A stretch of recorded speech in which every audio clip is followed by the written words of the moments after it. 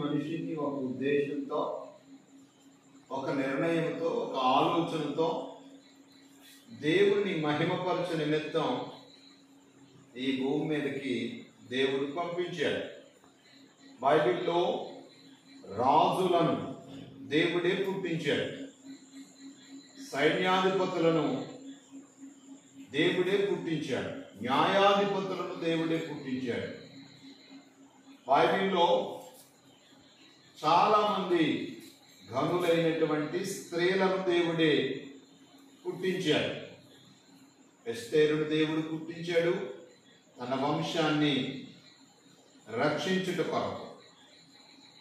దేవుని ప్రణాళిక నెరవేర్చబడుటకు దేవుడు చాలా మందిని వారి వారి పరిస్థితులలో అలాగ భూమి మీదకి దేవుడు పుట్టించాడు. మణిరత్నాన్ని కూడా దేవుడు పుట్టించాడు. ఎందుకు అనంటే దేవుడిని మహిమపరచుటకు.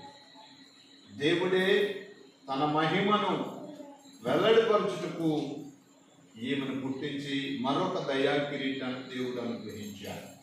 దేవుడిచ్చిన దయా కిరీటాన్ని బట్టి నిత్యము ఆయనను స్తుతిస్తూ, ఆయనను కీర్తిస్తూ, ఆయనను ప్రచురిస్తూ, ఆయన చేసినటువంటి ఉపకారములకు రక్షణ పాత్రను చేతబోని యెహోవా నామమున ప్రార్థన చేస్తూ ఆయనకు కృతజ్ఞతాస్తుతులు చెల్లించే బిడ్డగా ఉండి నిత్యము ప్రభువును స్తుతించి ఆరాధించి మహిమపరిచి దేవుడికి సాక్షిగా ఈ బిడ్డను దేవుడు వాడుకొనుగాక.